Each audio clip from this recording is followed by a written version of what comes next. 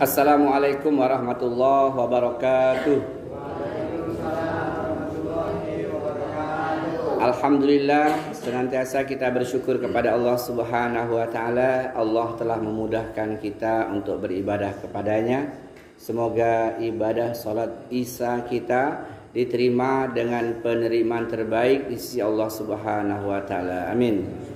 Kemudian salawat dan salam semoga senantiasa tercurahkan kepada teladan terbaik kita Nabi Muhammad sallallahu alaihi wasallam. Saudara-saudariku rahimakumullah, anak-anakku, kita lanjutkan kajian kita pada Isya ini tentang bagaimana menjaga kefitrahan anak kita. Di awal tadi pada season pertama kita telah tahu anak kita lahir dalam keadaan fitrah. Lalu peran kita sebagai orang tua, ayah dan ibunya, kakek dan neneknya untuk menjaga kefitrahan itu. Dan itulah tanggung jawab kita terbesar nanti di hari kiamat. Jamaah rahimakumullah, anak kita lahir dalam keadaan telah bersyahadat di alam ruhnya. Kemudian anak kita lahir ke muka bumi ini, kita ingatkan lagi tentang syahadat itu ketika kita mengazankan di telinga kanannya. Kemudian kita mengadakan serangkaian sunnah-sunnah Rasul untuk tetap supaya anak kita dalam kefitrahan itu, mentahniknya, akikoh, memotong hewan akikoh untuknya, kemudian membersihkan rambutnya, mencukur rambutnya, lalu memberikan dia nama. Jamaah rahimakumullah, ada beberapa hal yang diajarkan oleh para guru kita supaya akidah kefitrahan anak-anak kita terjaga. Yang pertama adalah menumbuhkan dan mengembangkan akidah yang telah ada dalam dirinya. Bagaimana caranya? Yang pertama, ditalakikan di telinganya sesering mungkin ketika dia sudah lahir ke muka bumi ini. Maka ayahnya, ibunya, abi uminya senantiasa mentalaki, mengajarkan, membisikkan di telinganya dengan kata-kata yang dia singkat, pendek, mudah dicerna oleh pendengarannya. Katakan, ajarkan kepada anak kita Allah, Allah, Allah nak. Sambil digendong itu Allah, Allah, Allah. Semenjak dia lahir. Jangan pernah didengarkan dengan lagu, musik dan nyanyian, karena itu ada yang ngajarinnya. Ya, kita nggak pernah belajar hafal lagu, tapi kita banyak hafal lagu. Karena di pasar, di jalan, di angkot, di bis, di kapal kita dengerin terus itu. Lama-lama hafal. Tapi kalau kalimat-kalimat tauhid, kalimat-kalimat thayyibah ini harus kita talakikan kepada anak kita semenjak dia lahir. Ibunya senantiasa membisikkan di telinganya sambil ketika dia menyusui anaknya, ketika menyuapkan makan kepada anaknya, Allah, Allah, Muhammad, nak Muhammad, nak Muhammad, nak. Terus bertambah usianya maka bertambah panjang kalimatnya. La ilaha illallah, nak. La ilaha illallah, la ilaha illallah, Allahu akbar, Allahu akbar. Alhamdulillah, Muhammad Rasulullah, nak. Muhammad Rasulullah, nak. Terus menerus, nggak ada lelah letihnya karena ini kewajiban. Nggak usah diajarkan po ame ame, belalang kupu kupu, nggak usah, nggak usah. Saya sedih kalau ada sekolah-sekolah Islam mengajarkan nyanyi nari sama murid-muridnya. Siapa yang mendidiknya? Nggak usah. Karena tanggung jawab terbesar kita tadi menjaga kemurnian, kefitrahan, akidahnya, talaki itu yang pertama. Terus menerus bertambah usianya, bertambah panjang. Lalu ketika dia sudah mulai berbicara, kita berharap ucapan pertama yang keluar dari mulutnya, kita berharap adalah kata Allah.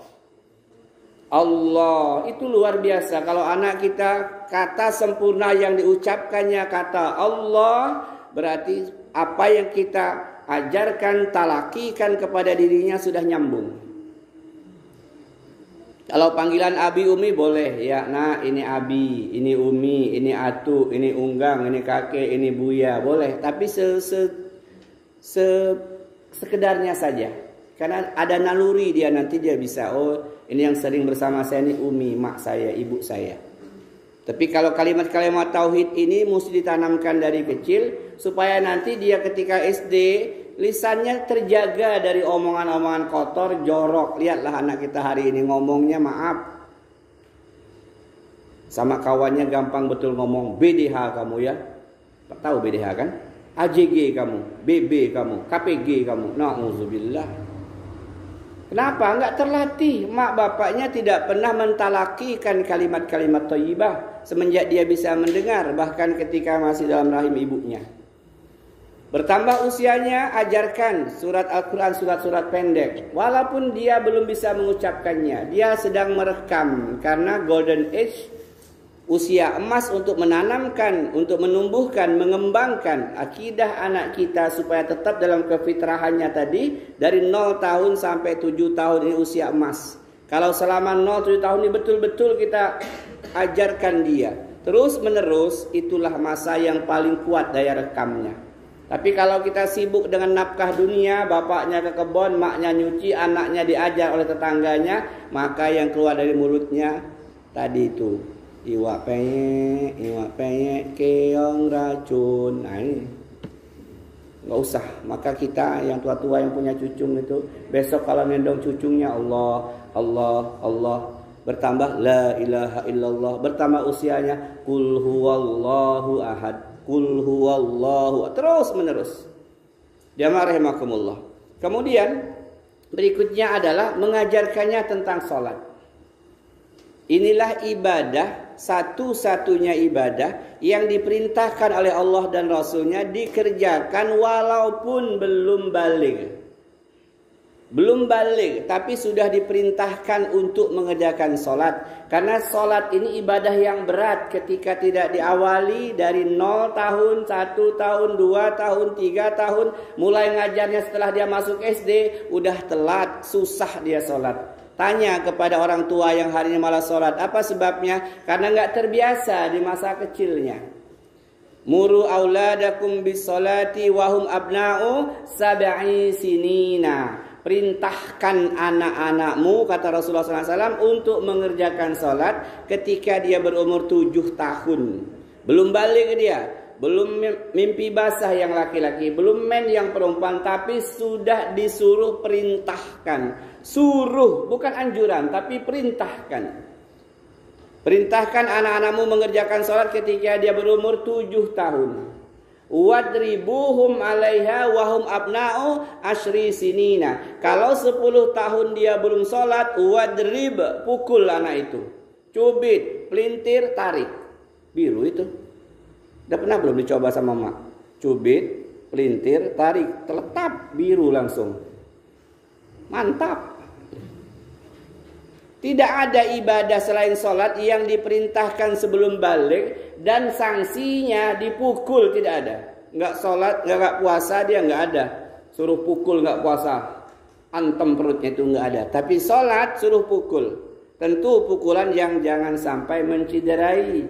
Sakit harus supaya dia tahu bahwa itu kewajiban yang paling penting bagi umat Islam. Ustadz, kalau 7 tahun suruh sholat, kapan ngajarin sholatnya? Para ulama mengajarkan kepada kita, ajari anak-anak kita sholat ketika dia sudah bisa membedakan yamina wa simala. Nah, mana kananmu? Ini ya. Kirimu ini ya. Mulai kita ajarkan wudhu. Yuk, ayah ajarkan wudhu. Ikuti ayah ya, lihat. Cuci tangan nak. Dia masih main-main, nggak apa-apa, jangan dimarahin. Proses belajar.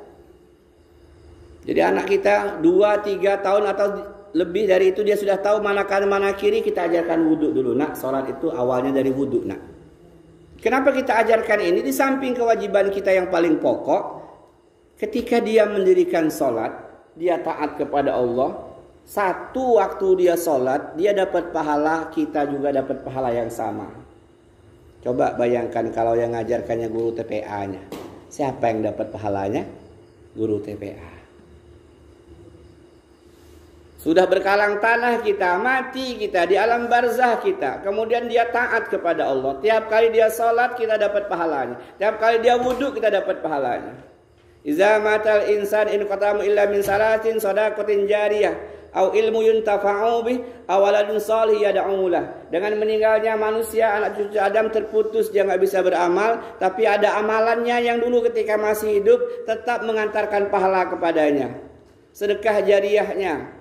Berat kita mungkin nggak punya duit, jarang sedekah, dan kita termasuk yang pelit mungkin.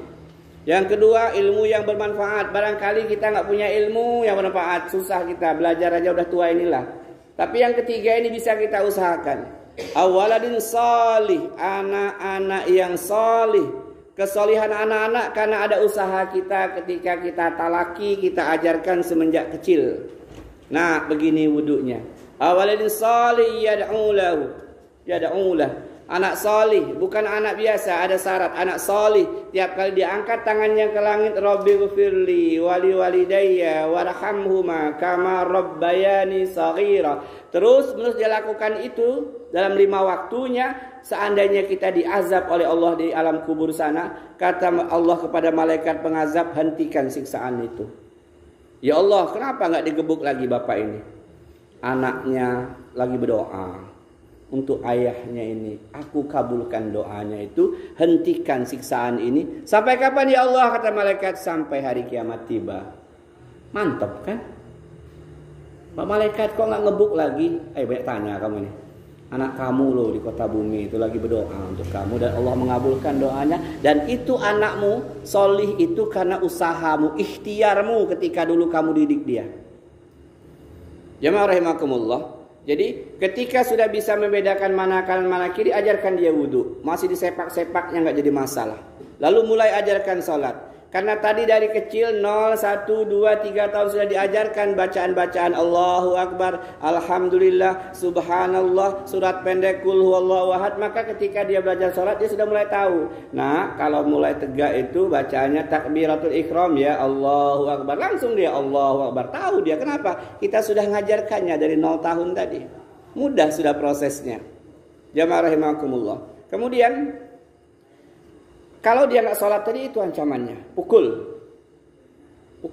Dia sholat masih main-main nggak apa-apa. Sabar. Ini usaha kita. Terus kita sabar. Kalau dia sudah terbiasa dari 3-4 tahun wudhu sholat, insya Allah 7 tahun ketika kita perintahkan dia udah siap. Insya Allah 10 tahun dia sudah merasakan sebuah kenikmatan dalam sholatnya. Masuk SMP dia kita nggak jerit-jerit lagi. Kita nggak marah-marah lagi, kita nggak ngamuk-ngamuk lagi. Tiap datang waktu sholat, otomatis dia sholat. Walaupun mungkin dia belum berjamaah, masih di rumah, tapi udah lega hati kita. Hari ini banyak orang tua yang resah. Ya Ustadz, anak saya ini SMP kelas 2, nggak pernah sembahyang, susah setengah mati ngajarnya. Bu, apa yang ibu lakukan ketika umur dia 0 tahun, 1 tahun, 2 tahun? Nah, nggak saya ajarkan Ustadz. Nah, itulah bu penyebabnya. Itu namanya ibu punya utang asuh kepada anak-anak. Utang asuh itu kita punya utang kepada anak kita karena kita tidak mengasuh mereka sesuai dengan agama kita. Karena kita nggak mendidik mereka sesuai dengan kebutuhan mereka dari 0 tahun, 7 tahun, pas puncaknya 14 tahun. Kalau sudah 15 tahun ke atas udah sulit. Ada yang berubah, ada sedikit, tapi sudah berat untuk sholat. Tapi kalau kita pastikan langkah-langkah tadi ditalakikan, kemudian ajarkan wudhu, ajarkan sholat, pasti insya Allah 7 tahun dia sudah bisa sholat nggak jerit-jerit lagi di masjid. Ada kan anak-anak jerit kan ya, sudah SD masih kesana kemari, tapi kalau sudah dilatih nggak tenang dia. Oh nggak boleh begini, nggak boleh begitu. 10 tahun insya Allah dia aman, dia sudah mulai sholat. Alhamdulillah kita bersyukur kepada Allah kalau bisa seperti itu. Kalau kita telat hari ini maka pastikan cucu-cucu kita. Jamaah rahimakumullah. Kemudian sebutkan kepada dirinya, ucapkan kepada dirinya, wasiatkan kepada dirinya, anakku, agamamu, agama ayah Islam. Ingat ya, agama kita ini Islam namanya. Jadi Islam itu sempurna. Para nabi selalu berwasiat kepada anak-anaknya, wa wassabi Ibrahimu bani wa Yaqub ya bani innallaha astafa lakumuddin fala tamutunna illa wa antum muslimun. Allah menjelaskan Nabi Ibrahim alaihissalam berwasiat kepada anak keturunannya. Begitu pula Nabi Yaqub alaihissalam, begitu pula nabi-nabi yang lain selalu berpesan kepada anaknya, wahai anakku ya bani innallaha astafa lakumuddin, sesungguhnya Allah telah memilihkan agama ini untukmu. Fala tamutunna illa wa antum muslimun, janganlah kamu mati nak kecuali dalam keadaan Islam. Ini harus dipesankan terus ketika ngobrol. anak kita masih kecil tapi sudah paham, sudah bisa mendengar bicara kita. Nah, agama kita apa? Islam ya. Ingat ya, jangan sampai kamu mati kecuali dalam keadaan Islam. Itu minimal sekali. Islam itu mudah banget. Asyhadu an la ilaha illallah wa asyhadu anna Muhammadar Rasulullah. Itu kunci password masuk Islam. Tapi itu paling minimal. Nanti harus dibuktikan dengan iman. Iman itu apa? I'tiqadi bil qalbi, keyakinan dalam hati, bil qauli wal lisani, ucapan lisan. Kemudian jangan lupa wal amalu bil jawarihi, dilakukan dengan amal anggota badan, salat, puasa, zakat, itu iman. Jamaah rahimakumullah. Jadi selanjutnya ini pastikan kepada anak-anak kita itu agama kita Islam, nak. Terus menerus. Ya. Kemudian sampaikan kepada anak kita, nak, jangan berbuat kesyirikan. Harus kita wasiatkan. Jangan lupa, jangan kita hanya wasiat, nak, kalau ayah mati, sawit itu kamu urus ya. Kamu kebun singkong, nak. Kamu yang ini kebun sawit, kamu ngurus sawah, nak ya. Wah, mana yang lain? Seluruh Nabi dan Rasul itu ketika di hari tuanya menjelang kematiannya selalu mengatakan, Ma ta'buduna min ba'di ya bunayya. Ma ta'buduna min ba'di, wahai anak-anakku. Siapa yang kalian sembah kalau ayah ini sudah meninggal nanti? Ini kita udah ngaji ini, jangan takut-takut, jangan sungkan, jangan malu. Jangan dibilang nanti takut saya dibilang sama anak, tumben ya. Ayah udah sehat. Woi, kena keprak deh. Habis makan lagi. Nah, jangan mati kecuali dalam Islam. Nah, ingat kalau ayah mati sembahanmu Allah, Allah, Allah jalla jalaluh. Jangan pernah menyembah memuja jabatan, pangkat, harta, kedudukan. Karena ketika orang salah dalam penyembahan memang fisiknya enggak nyembah harta, tapi faktanya orang berangkat Jumatan dia ke ladang. Orang berangkat sholat subuh dia ke pohon karet. Tuhannya ada di pokok karet itu. Orang sujud di masjid Nurul Ihsan, Allahu Akbar, ruku, dia ruku di pohon karet. Set, set, set. Memang dia tidak mengatakan bertuhankan pohon karet, tapi faktanya harusnya dia kewajibannya sholat subuh hari itu dia enggak, dia abaikan. Maka kita pesankan kepada anak kita, nak, kalau ayah sudah meninggal ingat Tuhan kita Allah. Kepada Allah lah kita menyembah, kita beribadah. Jangan pernah beribadah menyembah kepada selain Allah.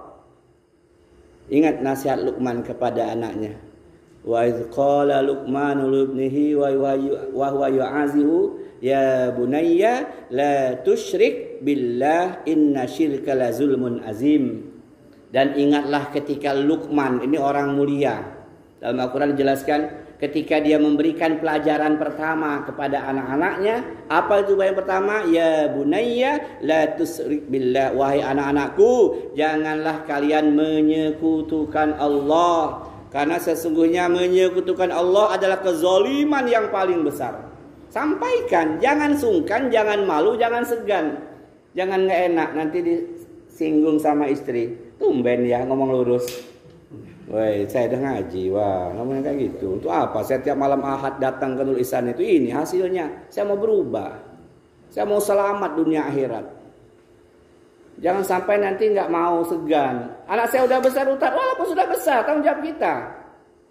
Anak saya sudah menikah Ustaz, kumpul sekali-kali makan bareng sama keluarga. Pakai daun pisang gitu deh. Makan bareng. Sebelum makan bareng ayah mau ngomong dulu. Nah, mau bagi-bagi warisan ayah ini enggak, oh ya. Ayah ini mau berwasiat. Satu, agama kita Islam. Tuhan kita Allah. Janganlah mati kecuali dalam keadaan Islam. Ingat itu pesan ayah. Dan kalau ayah sudah mati, sembahan kamu Allah jalla jalaluh. Allah Rabbul Alamin. Jangan menuhankan harta, jangan menuhankan pangkat, jangan menuhankan jabatan. Ya, enggak mungkin kami menuhankan jabatan. Kata siapa nggak mungkin? Orang yang ngejar jabatan terkadang sanggup untuk nyuap, nyogok, kedukun, melayar tuyul, ya, bersemedi di sungai Batanghari ya. Itu ngapa? Biar kepilih nanti pilkades kan bulan depan ini. Bulan depan, na'udzubillah. Dia telah menuhankan jabatan. Ada menuhankan harta. Kewajiban ditinggalkan, yang penting ngejar harta aja karena dianggapnya harta itu kemuliaan. Banyak orang yang menganggap harta itu kemuliaan, bukan harta itu. Kalau harta itu mulia, orang-orang kafir itu miskin kabeh. Nyatanya mereka lebih kaya dibanding kita, bukan kemuliaan. Jamaah rahimakumullah. Kemudian yang kedua, setelah tanamkan mulai dari talaki tadi, kemudian mengajarkan sewudu dan sholatnya, kemudian menyatakan berwasiat kepada terus berwasiat. Sampaikan, gak usah segan, gak usah malu. Jangan takut, jangan segan, jangan malu. Walaupun kita belum taat, gak apa-apa, tapi ini wajib disampaikan. Wasiat kepada anak keturunan kita. Habis makan, sebelum makan, ketika makan bareng, 1 kalimat, 2 kalimat jadilah. Yang penting sudah kita tunaikan kewajiban itu. Jangan sampai ditanya oleh Allah, hei fulan, kamu sampai nggak kepada anak-anakmu bawa agama, anak-anakmu agama Islam? Nah, belum ya Allah. Telat kamu. Yang berikutnya apa? Beri nafkah yang halal kepada anak-anak kita.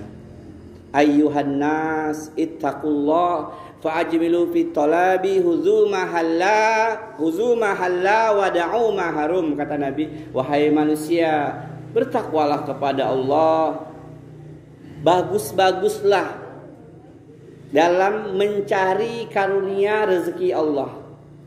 Huzu mahalla, ambil yang halal-halal aja.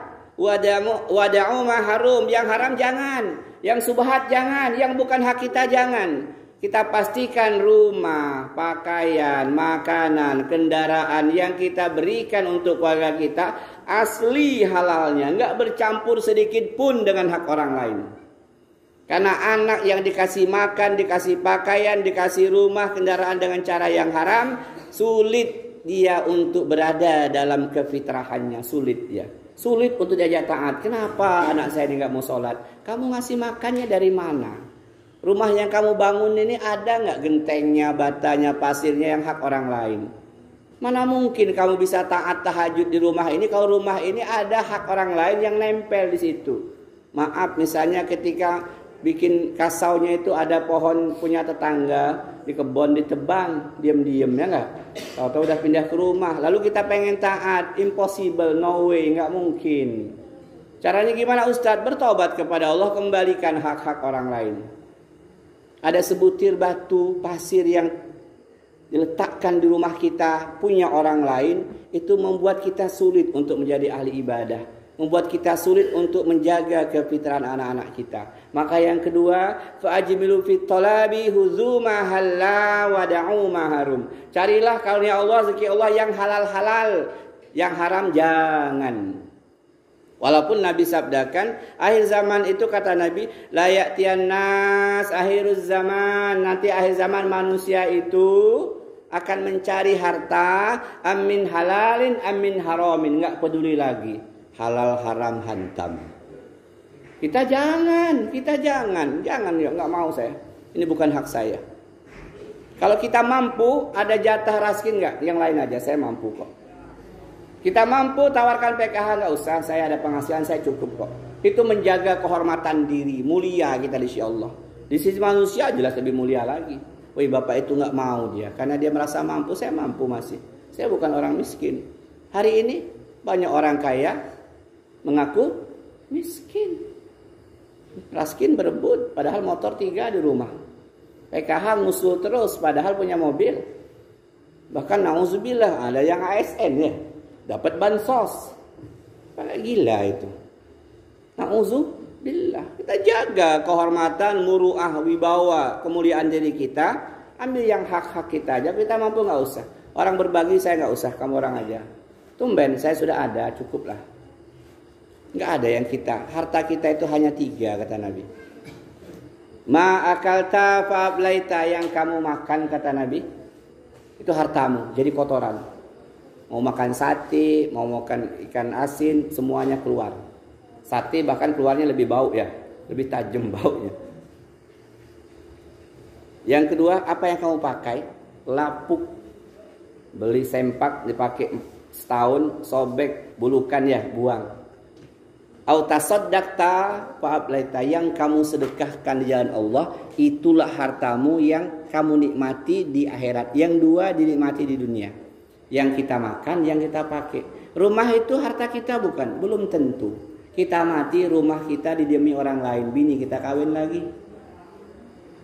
Motor kita punya kita bukan, belum tentu. Sekarang kita pakai, kita mati, motor kita dijual sama bini kita. Kita nggak mendapatkan apa-apa. Yang kita harta kita cuma 3, yang kita makan, yang kita pakai, yang kita sedekahkan. 2 dinikmati di dunia, 1 dinikmati di akhirat.